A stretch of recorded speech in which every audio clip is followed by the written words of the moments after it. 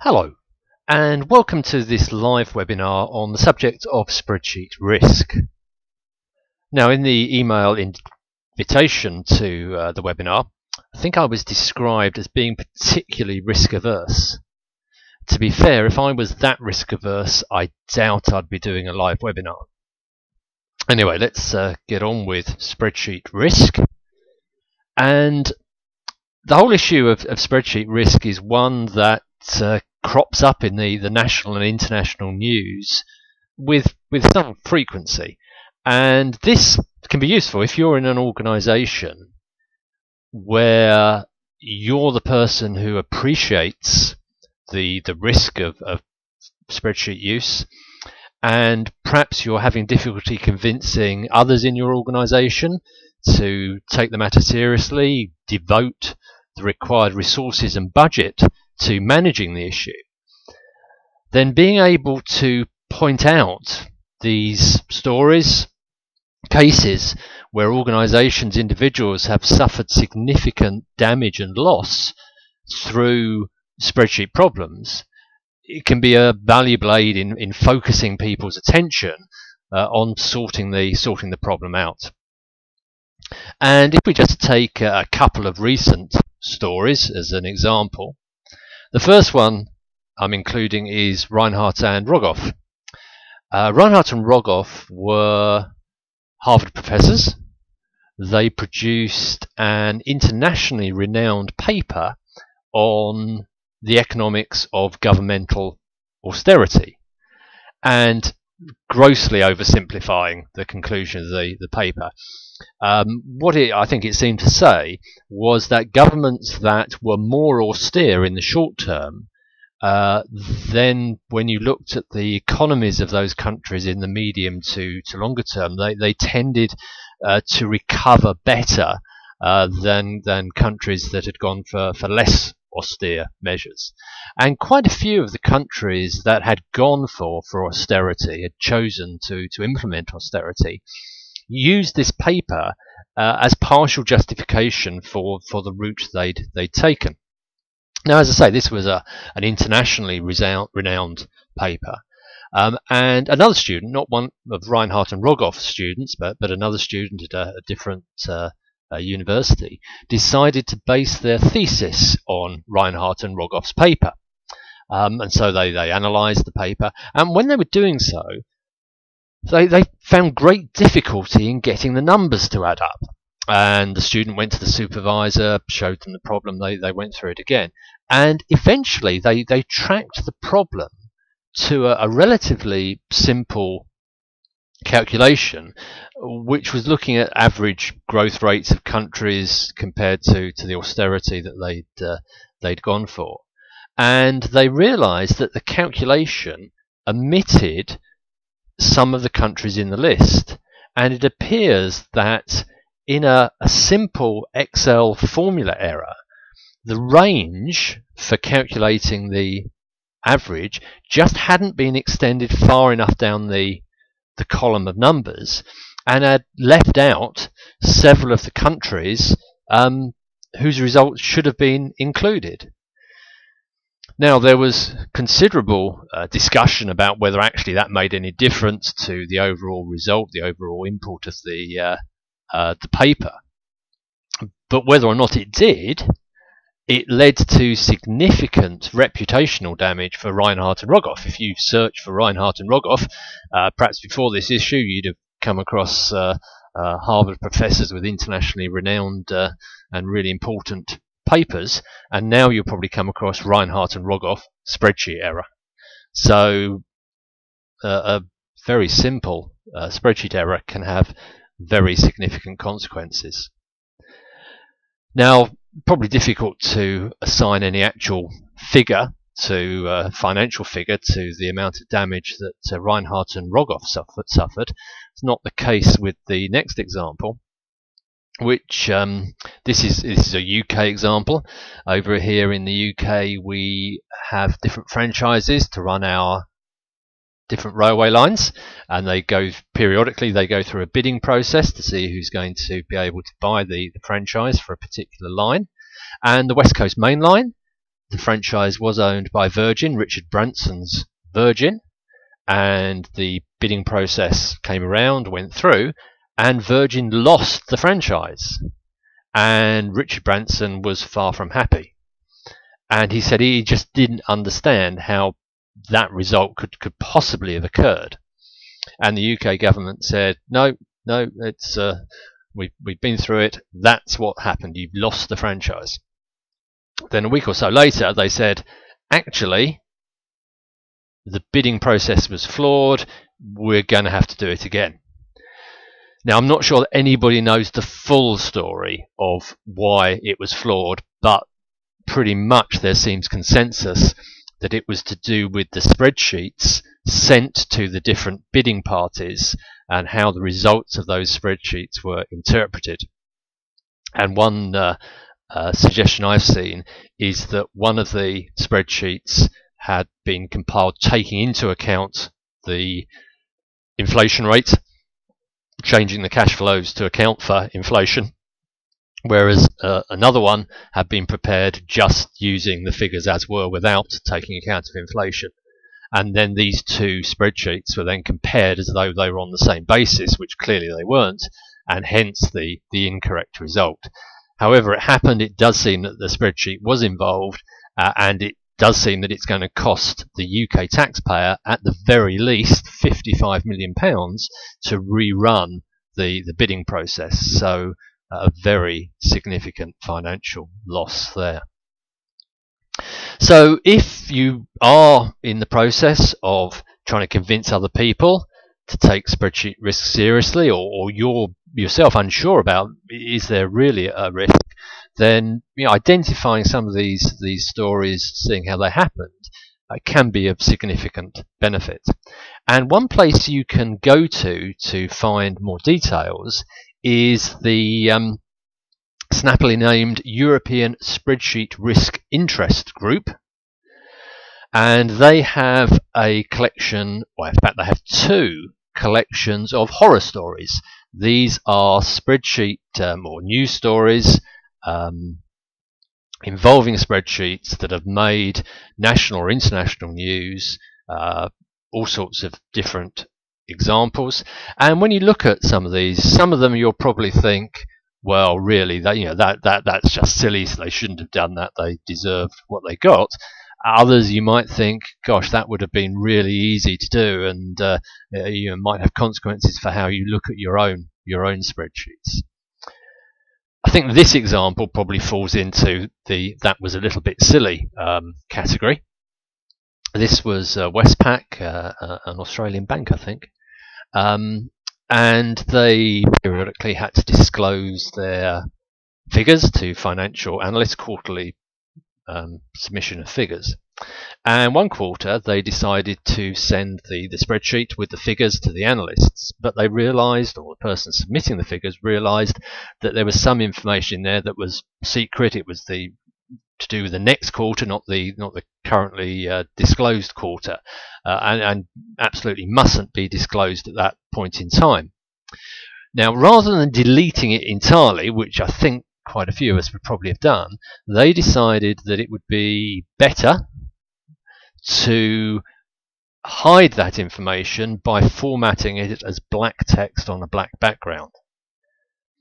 Unsurprisingly, when the financial analysts received the spreadsheet, one of the first things that caught their eye were these black cells. And if you've got any knowledge of Excel formatting at all, you'd be pretty quick to work out how easy it would be just to see what's in those cells. At least you could just click on one of them and look in the formula bar to see the content of the cell, realize that there was something there, and then change the formatting. So that probably wasn't too clever an idea, and as the EuSpRIG analysis suggests, it caused public embarrassment and a loss of investor confidence, and probably as a result some financial loss. Another, sort of at the other end of the spectrum maybe, there's another case involving, I think it was a state in America, and it was the police exams. and these were the final exams that if you passed you'd become a policeman, if you failed you didn't. And this is, I think this is perhaps an error we can relate to. The results were held in an Excel spreadsheet, and somebody managed to sort the name column independently of the score column. So obviously all the wrong names were aligned with all the wrong scores, and all the wrong people, not necessarily all the wrong people, but potentially the wrong people were deemed to have passed their police exams. So not a good outcome. Another EuSpRIG story, and this shows just how severe the consequences can be for the individual involved. This was a company called Michel, and it led to the resignation of the CEO, and it wasn't even him that made the mistake.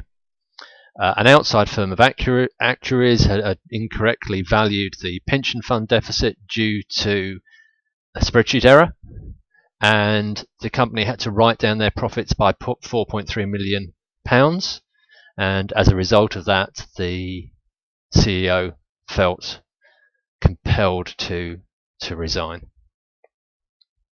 So lots of horror stories. If you look in detail at the EuSpRIG site, you'll find that we've included the links in the follow-up details of the webinar. You'll see that there are, I think, nearly 100, maybe even more than 100 of these stories that you can look through, and you can, if you need to convince other people, you can show to other people. So we know that lots of problems occur with spreadsheets, but are spreadsheets any riskier than anything else we might use to perform these sort of calculations, do this sort of work? Well, yes, they probably are, and some of the reasons are as follows. One is just how spreadsheets are used. Spreadsheets are often used for high-value, business-critical projects. Now, I must admit, until quite a few years ago, when I attended an Excel user group conference over here in the UK, I hadn't really thought about how much spreadsheets were used in the financial sector. Sort of naively, I'd assumed that the financial sector had bespoke applications, heavily controlled, very specifically designed to do what they were designed to do. But actually, that's not really the case. There's an awful lot of spreadsheet use within really big financial organizations. It's not necessarily a bad thing if they're well structured, well controlled.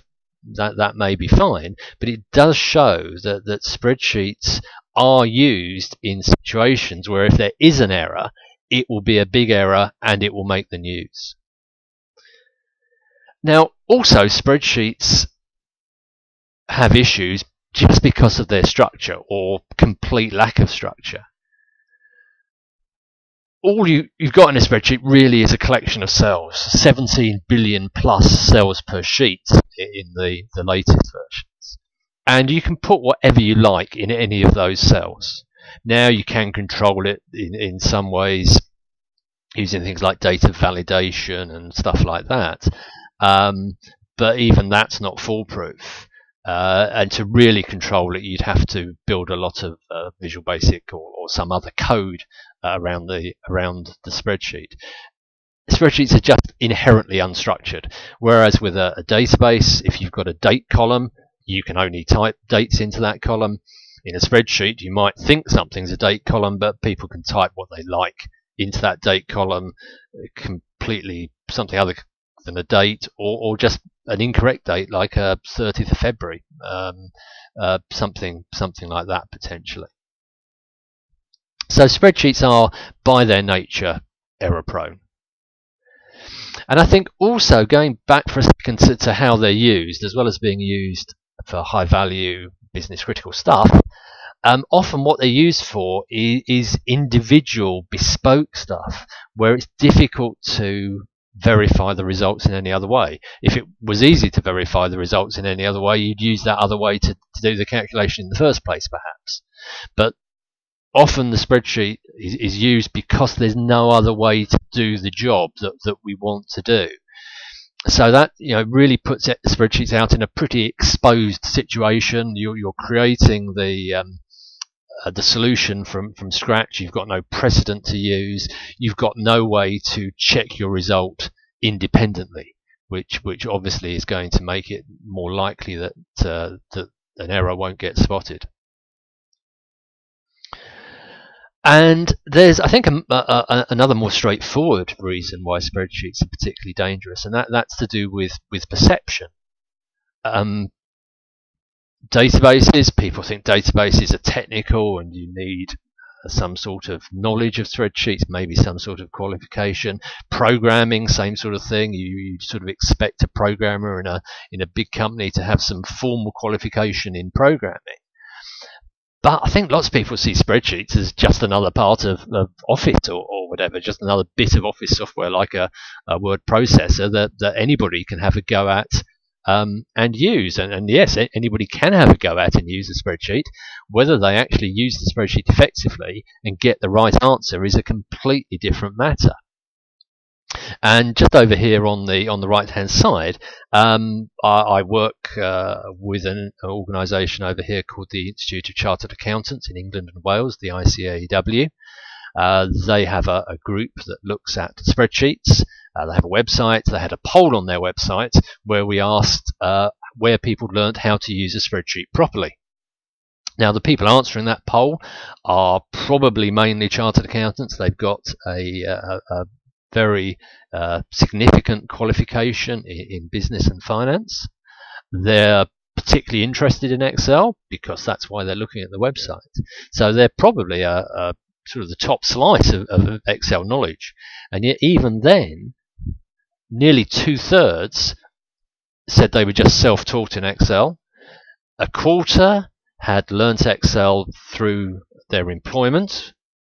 And only 10% or so, just over 11%, had learnt Excel as part of the education process. 4% at school, just over 4% through further education, and just under 3% through the professional body where they gained their qualification.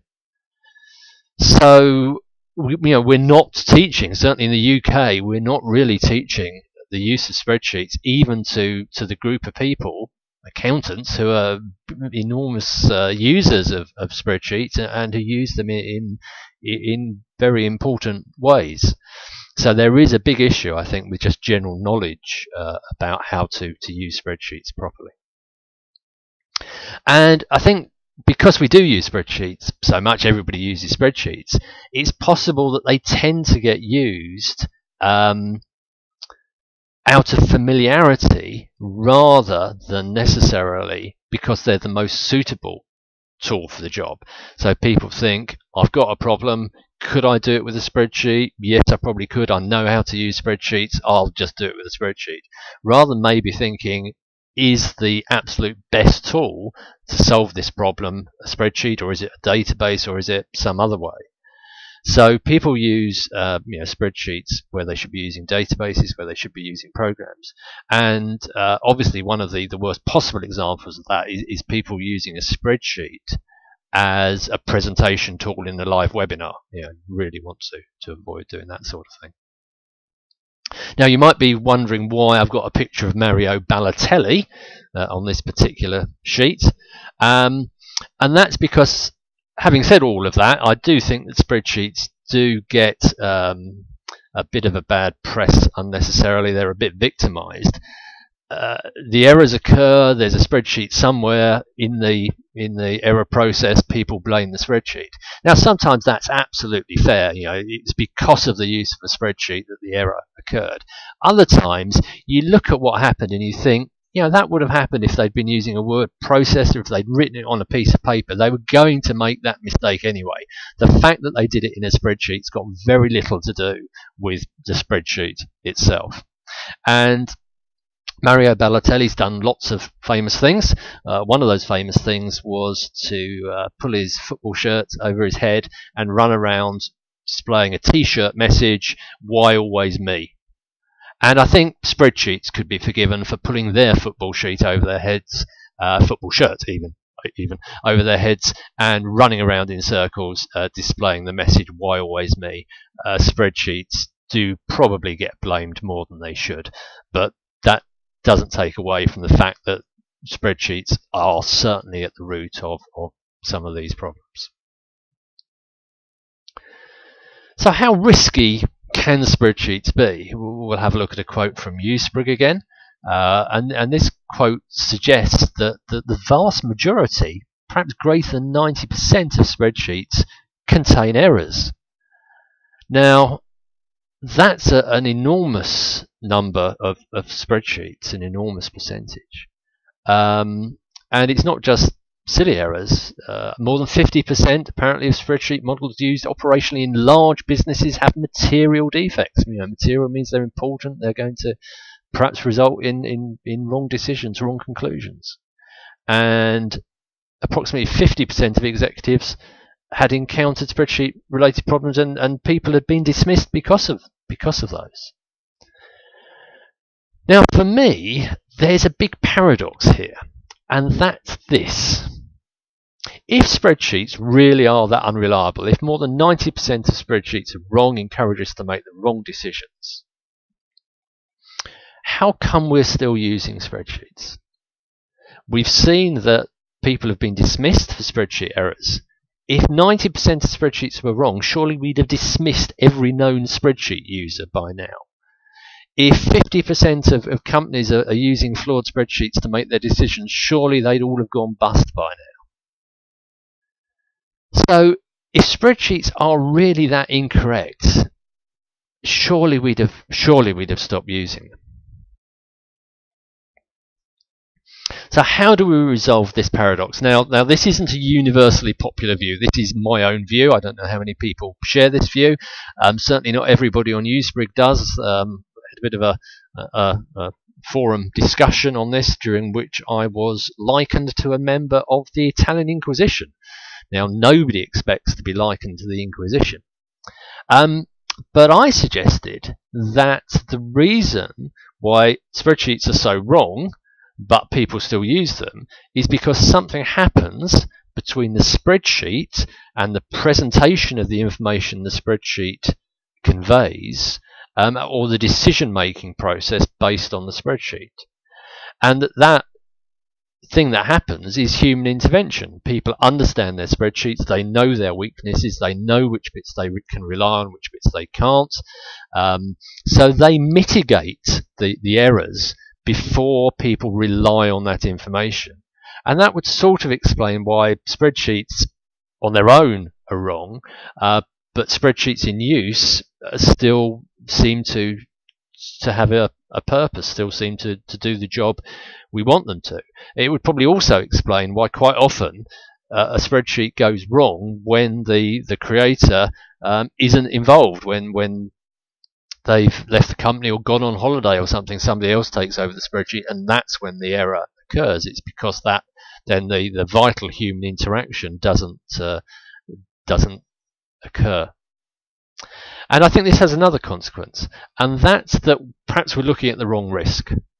That the risk, important as it is, may not just be catastrophic errors that result in dismissal, massive financial loss, reputational damage, but there's also a massive risk of losing lots of little bits of time through not creating spreadsheets effectively and efficiently, through wasting time checking and interpreting the results because your spreadsheet's not of itself reliable enough, and the enormous amount of time that can go into troubleshooting spreadsheets when you do find a problem.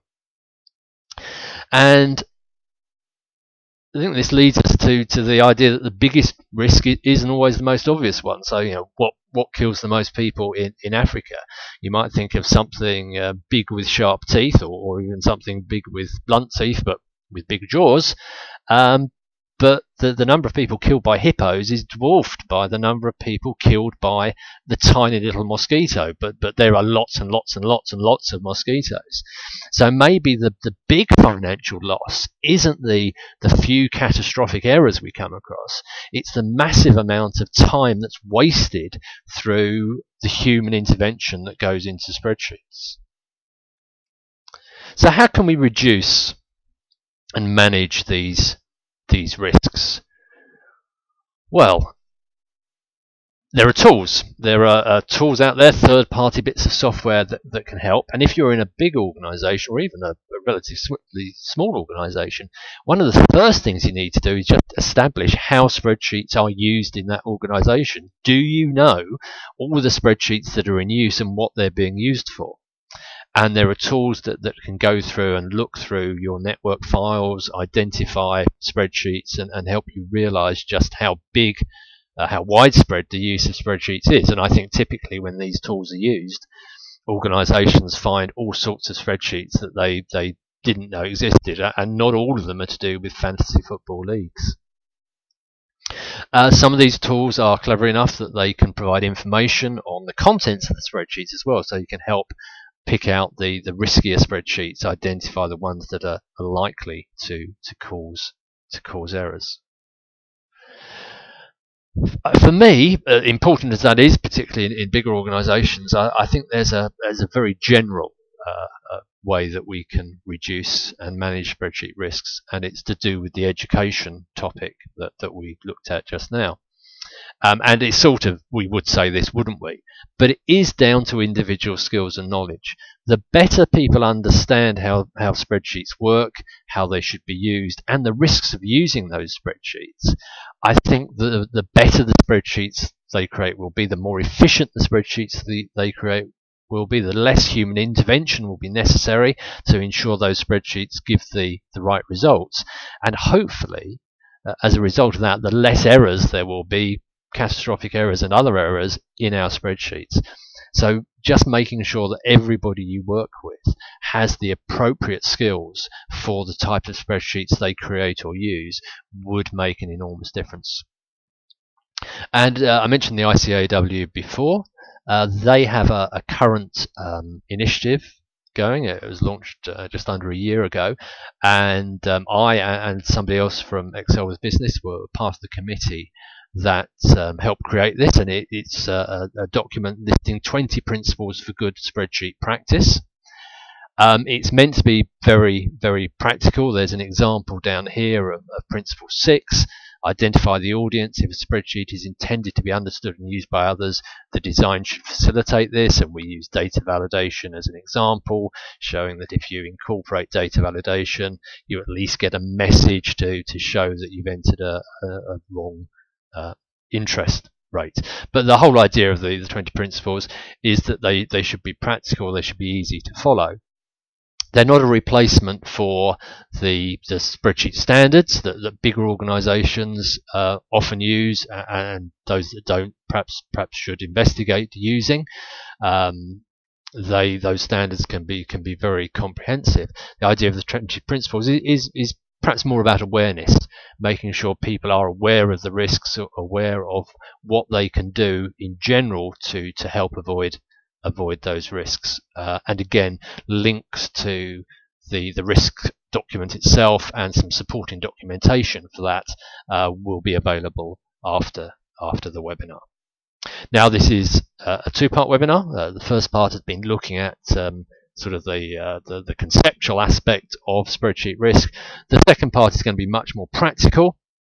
We're going to go through ways of creating spreadsheets, using spreadsheets, that hopefully will help reduce the risk of spreadsheet usage. So we'll be doing lots more in Excel, actually proper use of Excel rather than trying to turn it into PowerPoint, and that's, I think, in a couple of weeks' time. So now I'm going to try and answer some of your questions. Thank you very much for listening and for being there, and hopefully I'll have the pleasure of addressing some of you in a couple of weeks' time. Thank you very much.